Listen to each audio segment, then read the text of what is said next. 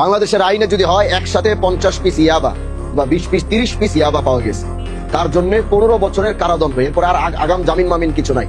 এরকম আইন যদি পাশ করা হয়, কালকে থেকে 2% নেমে যাবে, বাকি সব ভালো। এই দ্বিতীয় খণ্ডের এই ইউনিয়নের এই মাটিতে দাঁড়িয়ে বলে যাচ্ছি, যেখানে মাদক ব্যবসায়ী পাবেন সেখানে মাদক ব্যবসায়ীকে ধরে ওকে এলাকা থেকে অবাঞ্ছিত ঘোষণা করবেন ইনশাআল্লাহ। কোনো মাদক ব্যবসায়ী যেন এই দেশে থাকতে না পারে, মাদক ডিলার থাকতে না পারে।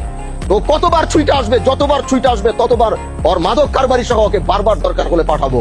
কিন্তু আরেকটি কথা বলে যাচ্ছি, গতকালকে যেখানে আমি অভিযান করেছি, ওর নাম ছিল হচ্ছে, এর মধ্যে মেন যেটা ছিল ওর নাম ছিল কুয়াশা। এরকম কোন নাম হয় আগে আমি জানতাম না, আসলে এটা আমরা শীতের দিনে দেখতাম যে কুয়াশা, আমরা এরকম নাম হয় জানতাম না।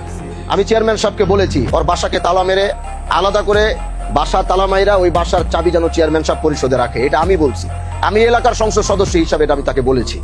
সে যদি কুয়াশা যদি জামিনও পায়, কুয়াশা এলাকায় এখন থাকতে পারবে না। এখন যদি থাকে তাহলে আমি বুঝবো যে আপনারা সব দুর্বল মানুষ। কথা বুঝতে পারছেন আমার? এজন্য কুয়াশা আমাদের আগামী নেক্সট সিদ্ধান্ত আসার আগ পর্যন্ত কুয়াশা জামিনও যদি বের হয়, ও আর বাড়িতে কেন ওই এলাকার কোথাও থাকতে পারবে না।